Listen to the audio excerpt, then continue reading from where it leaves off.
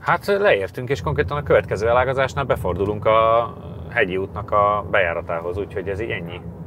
Ez már Hakone városának a széle, ami egyébként egy ilyen nyaraló városka, mert ugye tengerpart mellett van, látod ott a térképen is, hogy már szemben ott van velünk a tenger, és akkor itt jobbra fölfordulunk majd, és onnan kezdődik az út. És az, ami most meg van jelölve elsőnek, az egy olyan parkoló, ahol nagyon sokan szeretnek fotózni autókat, főleg így ősszel, mert ahogy hullanak a falevelek, ilyen gyönyörű szép tud lenni az egész út meg a parkoló, és ha szerencséd van, akkor még a hírek szerint a Fuji is látszik a háttérben, úgyhogy tökre kíváncsi vagyok. Konbanwa, Kaito desu. JDM のホームページへようこそ。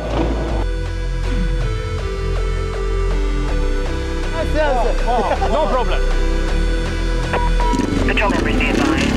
A street racer has just been reported eastbound at Diamond Park, requesting you to head up. More details on that call.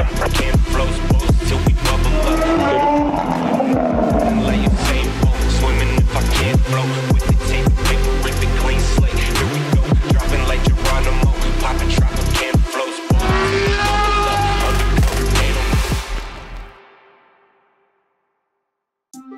Ha játék és internet, irány a Játéknet. A műsort támogatta a Rédei és Pál ügyvédi iroda, a cég jogszakértője. Hedo, az út, ami összeköt. Látogatószámlálás, látogatóanalitika, 98% feletti pontosság nagyvállalati referenciákkal az Xperion-tól.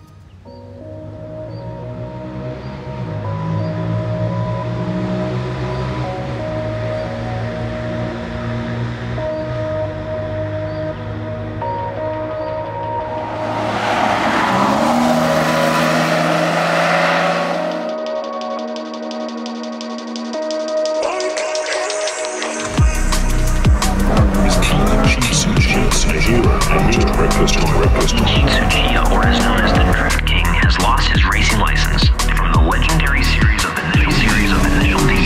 Initial D. The Drift King, the Drift King, the Drift King, the Drift King. And this is the exact location where Drift was born. And this is the exact location where Drift was born. Az a helyzet, hogy megálltunk itt a Törpánknak az első pihenőjébe, tehát mennyit jöttünk, körülbelül 1,5 kilométert a kaputól, és itt van lehetőség kuit etetni. És a vicces dolog ebben, hogy ide van ugye írva, most ez japánul volt, én nem látjátok, de higgyetek el nekünk. Egyrészt az, hogy a varjak miatt ne hagyjuk nyitva, másrészt az, hogy 100 yen, egy kajacsomag, de hogy ez becsületkassa. Tehát akkor is el tudod venni az ennivalót, hogyha nem fizetsz. Úgyhogy olyat mutatok, amiért már fizettem, mielőtt még itt beszólnak. Egy Liberty! Egy Liberty Volkos GTR a háttérben. Bocsánat, hogy megszakítjuk adásunkat. Szóval én ezt már kifizettem. Az, hogy miért Mickey Jaggeres, azt senki nem fogja megmondani, de ez a legfurább dolog, amit valaha láttam. Úgyhogy ennyi. Bedobjuk, megvárják, még átázik, okosak, japán halak, aztán megeszik. De hogy Mickey Jaggeres csomagban van, az mennyire vicces, tehát az mennyire életidegen. Ezt nem tudom értelmezni. Igen. Dob le magad ide, és egy kicsit beszélgessünk arról, hogy ahol vagyunk, alapvetően az... Kicsit mellé ülök meg. Te vagy az? Recsent alattam, hogy... Mondjuk az vicces adás lenne, hogy behullana. Szóval, hogy az gyakorlatilag a driftnek a hazája, de azért Somának elképesztő mennyiségű információja van erről is, hiszen foglalkozik ezzel otthon is, hogy mégis ez egész hogy alakult ki, meg hogy tényleg innen jött-e, vagy már volt ez korábban, kik azok az emberek, akiknek ehhez köthető a neve. Nekem is sok infom van, de első körben azért átdobom a labdát Somának, hogy az valós tény, hogy Japánból indult a drift, vagy azért ezzel ellen szólaltak föl páran? Hát igazából ezt kétféleképpen lehet értelmezni, ugyanis az, hogy a driftből sport lett, szabályrendszert kapott, közönséget kapott, illetve egy olyan arcot lett odatéve a drift mellé, amire fel tudtak nézni az emberek, és hogy ez kulturálisan, ez nyilván Japánból indult el, és ezzel a részében nem is vitatkozik senki. Itt ugye a legtöbb ember az egy nevet ismer, akit Drift King néven is emlegetnek, aki Keiichi Tsuchiya. Ő volt az az ember, aki igazából nagyjá tette a driftet, tehát ő csinált sportot a driftből, ő demonstrálta igazából azt a mert hogy a drift az egyébként nem csak az autózásról szól, hanem a viselkedés normáról, hogyan állunk hozzá a versenyző társainkhoz, hogy néz ki az autónk, stb. Tehát ezt az egész csomagot ő adta át az utókornak, ő adta át a világ többi részének, és miatta lett a drift az, ami ma is a drift. Viszont... Csak nagyon sokan azt gondolják, hogy ezzel őt lehet azonosítani a drifttel, meg a drift kialakulásával, de ez meg nem feltétlenül igaz. Nem, ez valóban nem igaz, ugyanis tulajdonképpen ugye neki volt egy mentora, akivel majd ki fogok rá térni, de közös csapatban is versenyzett bizonyos időben, aki Kunimitsu Takahashi névre hallgatott. Ő már 10 évvel korábban, mint ahogy Keiichi Tsuchiya-nak tulajdonítják a drift megszületését, tehát ő már 1970-ben ezt a technikát ő alkalmazta autóversenyen, versenypályán.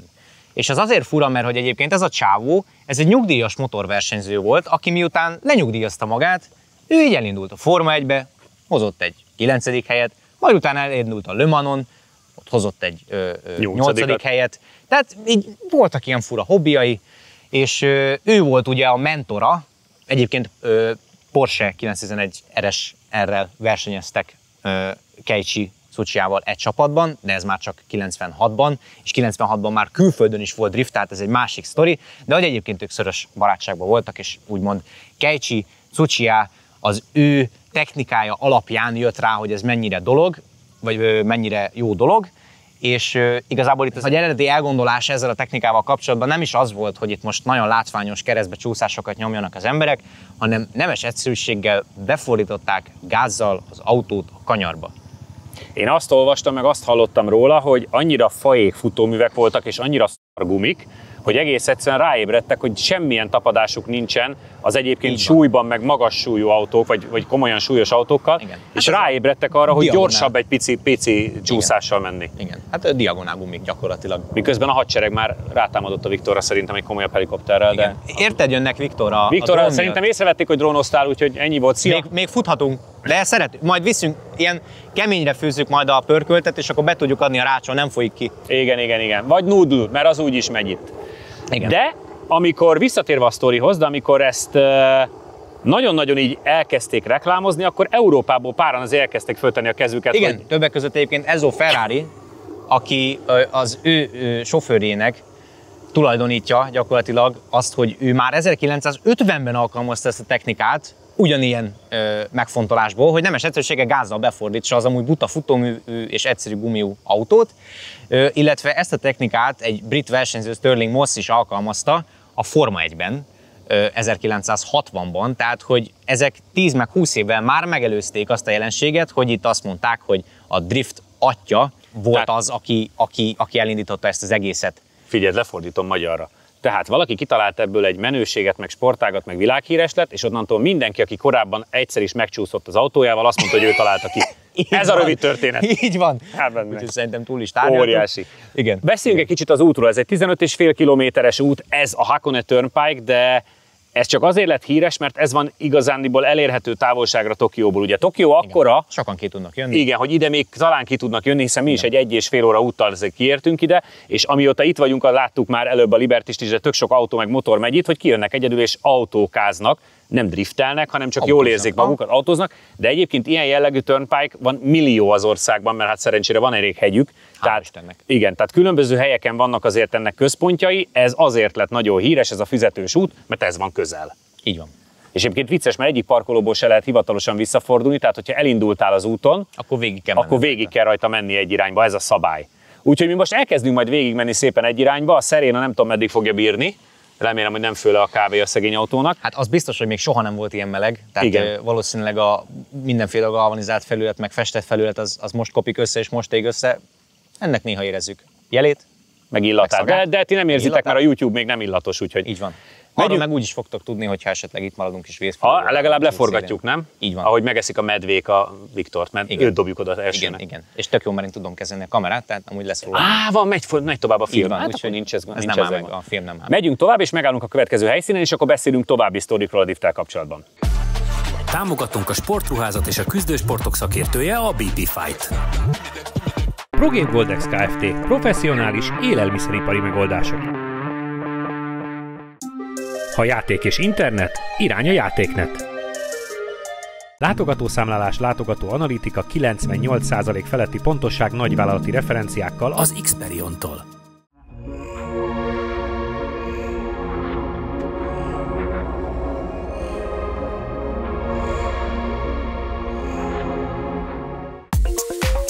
A sebesség támogatója a Bex Csapágy webáruháza.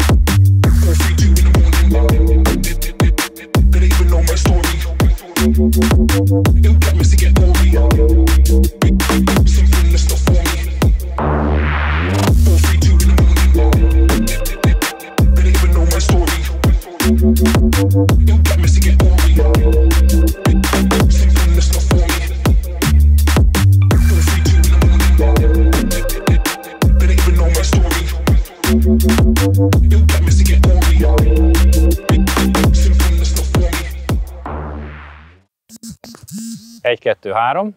Somo 1, 2, 3. Selfie, állítható selfie tartó. Hát azért akarjuk, ezzel akarunk kezdeni. Tehát ez a VS Telesoknak az új terméke. Most mondják a fülemre, igen. Tehát az a lényeg, hogy van rajta kerék, van rajta telefontartó, van rajta egy állvány, meg egy betonsúly. Tehát ebből találtak ki, hogy mi a való. Nem agyonverni valakit, ezt oda tudod húzni, ahova szeretnéd. Jön utánad, érted? Nem lopják el, itt van, ide húzod, berakod a készülékedet ebbe a kis foglalatba, és beállsz oda, ahol a paraszt képet szeretnéd csinálni. És nem lopják el, érted? Ez ki tudja, mióta van itt. Otthon én egy órát adnék neki. Kiraksz egy ilyet a Blahára, és fél órával később már Marketplace-en ott van. Hát, ha nem is Marketplace-en, de a Hős utcában már ott van. Igen. És az állapotából ítélve, tehát nem tegnap tették ide. Na gyere ide mellé, meséljünk, megálltunk a második pontunkon, jöttünk még egy 15 kilométert fölfele, ez egyébként a hágónak a teteje, és látszik a Fuji se, ahogy beszélgettünk már szerintem a kocsiba is, hogy ezt azért nem minden nap lehet látni. Na most az a hegy, amit ott láttok, de nem a távolban, amögött van egy jel, higgyük el, hogy ott van. Igen, úgyhogy csak higgyetek neki. Igen, majd Viktor lett utómunkába odarajzolja, vagy valami.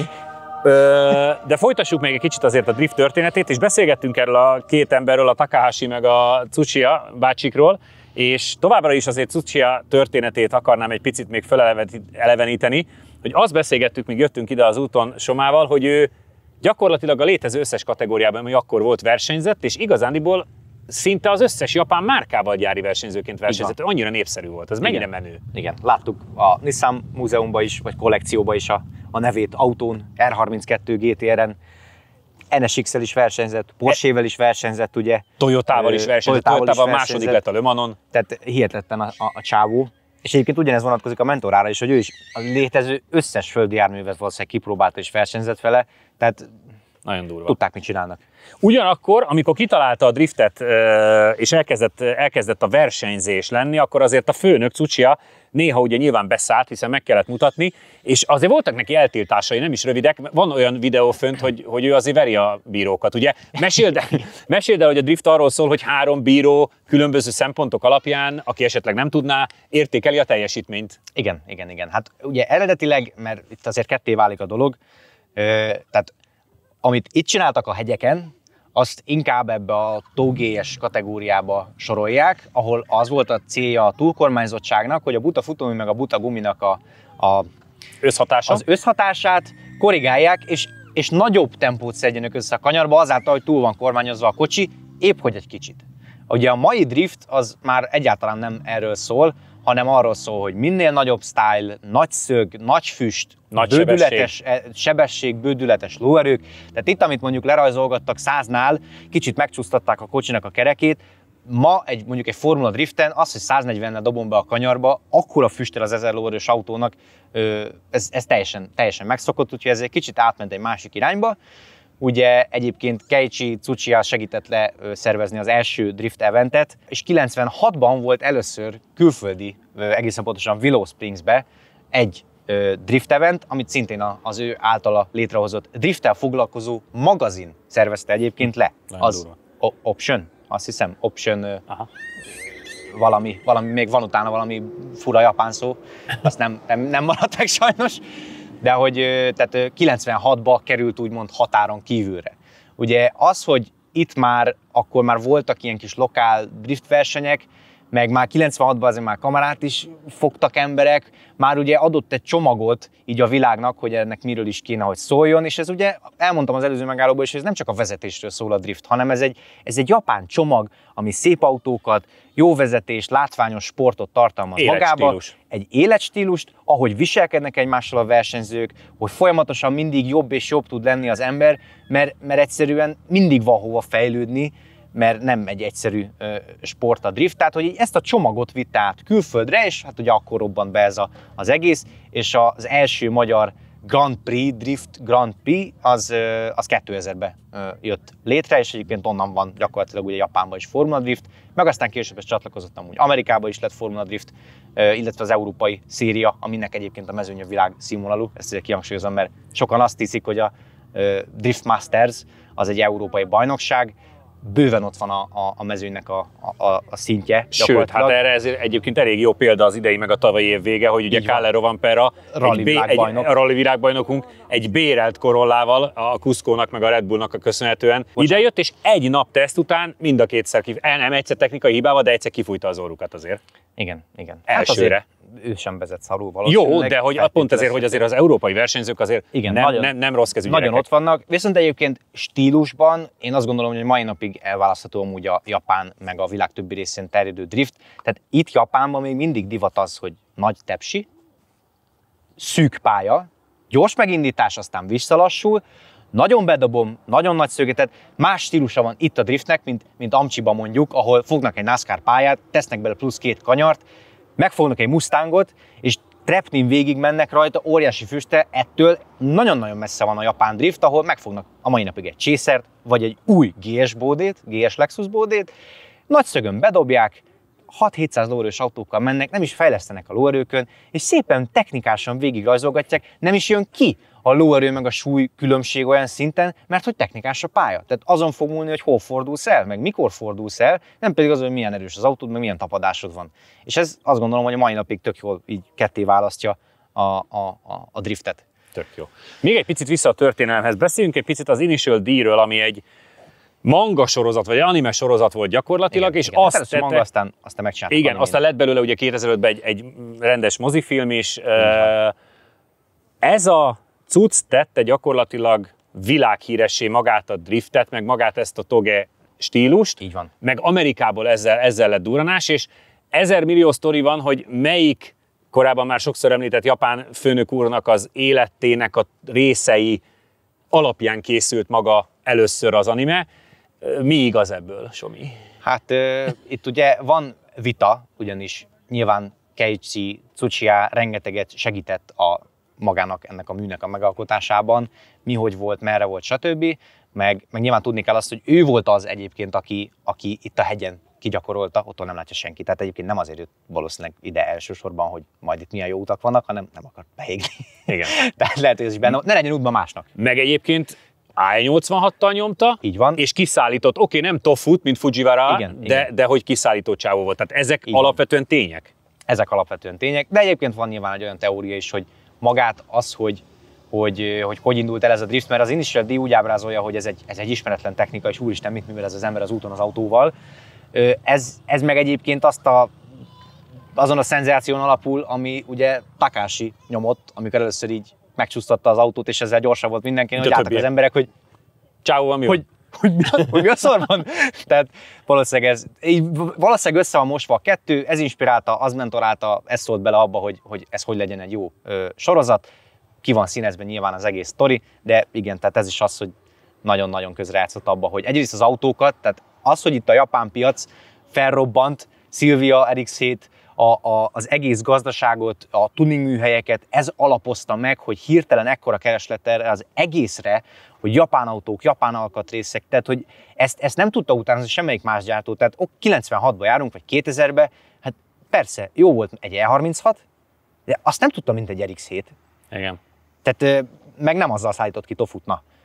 Ennyi. És ezért ez szükség volt rá. Iszonyatosan felrobbant emiatt a japán gazdaság, komplet iparágak épültek rá, mindenki ezt akarta, ami itt van. Azt a csomagot akarta átérezni, ami itt volt, amit az anime átadott, amit azelőtt a manga átadott, meg amit a LL996-os Willow Springs-i demonstráció sorozaton, amit leművelt Keiichi Tsuchiya-zal a 180 SX-el, azt akarta mindenki. És itt tartunk most abban a fázisban, hogy az a drift, ami ma. Volt még egy robbanás, ugye a Tokyo Drift, amit így van. Tök sokszor beszélgettünk most már a helyiekkel, a fele csapat a helyieknek imádja, a másik fele meg azért nem néz annyira jó szemmel rá. A filmnek a 90%-a Los Angelesbe forgott. Igen, olyan sztori van róla, hogy amiket itt akartak forgatni, az nagyon vicces, imádom ezt a sztorit. Itt akartak forgatni, és nem kaptak forgatási engedélyt, és ezért az amerikai stábnak volt egy csávója, aki amikor jött a rendőr, mert mondjuk leálltak Shibujába, mert kellett egy-két kép vágó, állóautóról, sétáló emberről, bármi. Utána a CGI-ba bemostak. Igen, de konkrétan ott kellett lenni, és miután kulturáltan jön a rendőr, de szól, és el kell menni, és ezért volt egy emberük, aki mindig azt mondta, hogy én vagyok a rendező, én vállalok felelősséget, azt minden nap lecsukták. Elvitték egy estére, benn aludt, reggel kijött, és rendesen ez volt a stábnak egy ember, aki ezt vállalta, beszélt a japánul, mondta, igen, én vagyok itt, én intézek mindent, már tette össze a kezét, és vitték el. Nálunk ki lesz az ember? Csak ezt mi nem? Hát Viktort adjuk el, hát tudod jól, tőleg olcsóbb. De hogy egyébként vissza a Tokyo Driftre, ugye Keiichi Tsuchiya segített állítólag abba a filmbe is nagyon sok tanáccsal, stb., hogy azért valamennyire életűek legyenek azok a képek, amik nem CGI-ok. Igen. És nagyon vicces, hogy megjelenik a filmben. Tehát, igen, hogy ezt kevesen tudják, de az rohadt vicces, igen, hogy az egyik halászember ő. Konkrétan. Tehát amikor a Han tanítja driftelni Sean-t a vörös Evo-val, ami a filmbe fordítva. Ivo, vörös Ivo a tied, mindegy, most nem térünk ki. Tehát, és ott bontja le a halászkerteceket, meg mindenfélét, akkor ugye két horgász ül a parton, és először egymásra néznek, hogy ezt nevezi driftnek. Igen, ki ez a fakezű? Ki ez a fakezű, visszaforrók nem foglalkoznak. És nyilván ugye, ahogy megy a film, és egyre ügyesedik a Sean, a végén már mosolyognak egymásra, és nyilván az arc, akit videóznak, az Keiichi Tsuchiya. Aki ilyen dicsérően így mondja, aki ilyen dicsérően mondja, hogy hát ez jó. Na az a bácsi. Az a fontos bácsi. Úgyhogy, így van. Úgyhogy nagyon imádjuk, innen folytatjuk, megyünk tovább, és megállunk majd még egy helyen.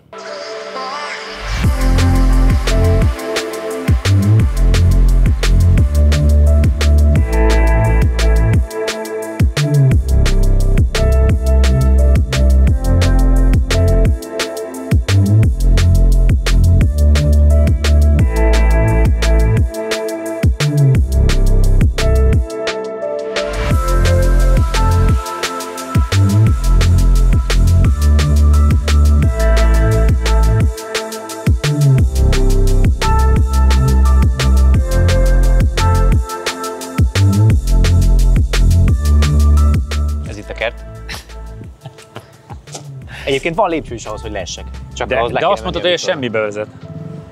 Hát legalább nem esték nagyot.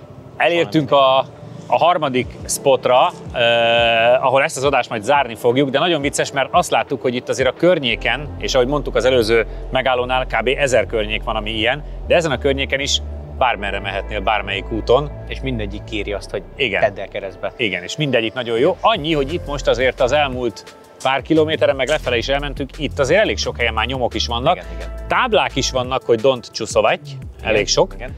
De ez dorifutó. Igen, de ez action nem érdekli őket. Nem. Ez a nyomokból látszik, amik frissek, sőt olyan helyet is láttunk, olyan kanyart, ahol a sövény picit meg volt nyírva. Igen. Hát nem mindig adja ki, valószínűleg valamelyik kanyarban így meg van csapva az autó seggével a pampafű. De hát ennyi. De egyébként nagyon rendesek, mert ahol ki van rakva, hogy itt nem fordulhatsz vissza, nem ott fordulnak vissza, egy 5 méterrel később látod a kéziféknek a nyomát, tehát egyébként tiszteletben tartják a kultúrát. Illetve ahova ki van táblázva, hogy itt ne driftelj, ott amúgy abban nem is a kanyarban nem. A következőben, meg az előtte lévőben viszont igen. Úgyhogy végül is betartják. Tulajdonképpen kihasználnak egy joghézagot, hogy diszkréten fogalmazni. Neked, akinek van köze ez a sporthoz, és a japán autózáshoz, meg a JDM-hez, meg mindenhez, milyen élmény itt lenni, és milyen élmény volt ezt a rövid túrát itt átélni? Hát nem normális egyébként, tehát az, hogy ez konkrétan abban a környezetben vagy, amire folyik a nyálad a Need for Speed-ekből, az Initial D-ből, a Tokyo Driftből, és ez ugyanúgy néz ki. Tehát benne vagy abban a környezetben, látod a kis piros felfestéseket, látod magad előtt szinte, ahogy a képernyő jobb sarkába így a manga szemek így behúznak, meg lecsöppen az izzadság, ahogy megelőzi egymást az egyik meg a másik ember, tehát hogy ugranak be az összes olyan képek, amiből emlékszel ezekre, de most itt vagy. Viszont egyébként az a fura, hogy nagyon szűkek a kanyarok, nagyon nagyot emelkedik, tehát ezek a visszafordító kanyarok nagyon nagyot emelkednek. Az előző szakasz, ami jöttünk, az ilyen tempósabb, hosszabb kanyarok voltak, tehát ott még volt lehetőséged arra, hogy akár egy gyengébb autóval is így megúsztasd, ami ugye a tógének a lényege, hogy ezáltal kicsit gyorsabb legyél.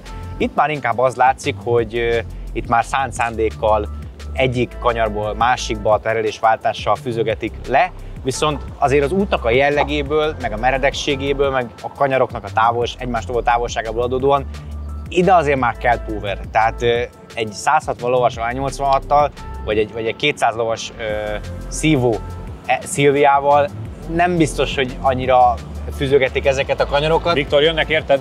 Jönnek érted. De aztán simán lehet, hogy igen, mert tudnak valami olyan receptet, amit mi nem. Ez a szakasz, ami most jöttünk, szerintem ez már egy kicsit ezeknek az autóknak sok. Úgyhogy, de a nyomok ott vannak, kéziféken megfordulnak, kis szakaszok vannak egyébként oda-vissza járkálva, tehát a nyomokból az látszik, 3 kanyar, visszafordul, felmegy, fent is visszafordul, lejön, tehát ezt nyomják.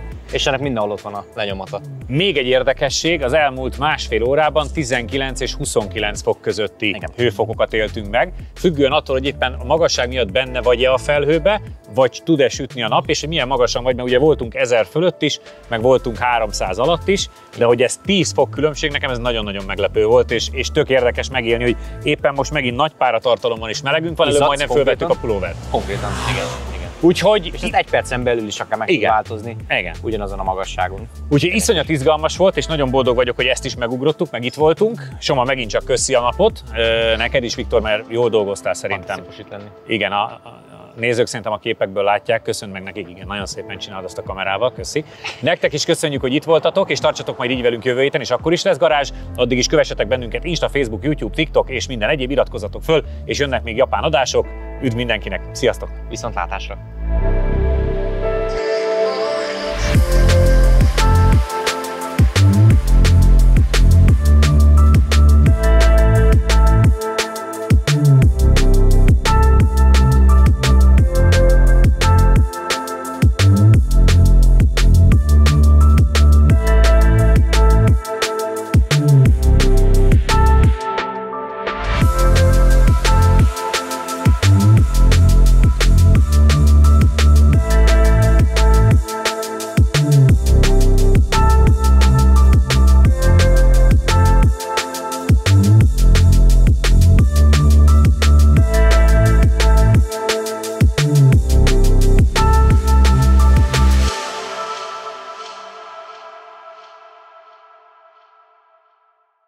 Látogatószámlálás, látogatóanalitika, 98% feletti pontosság nagyvállalati referenciákkal az Xperion-tól.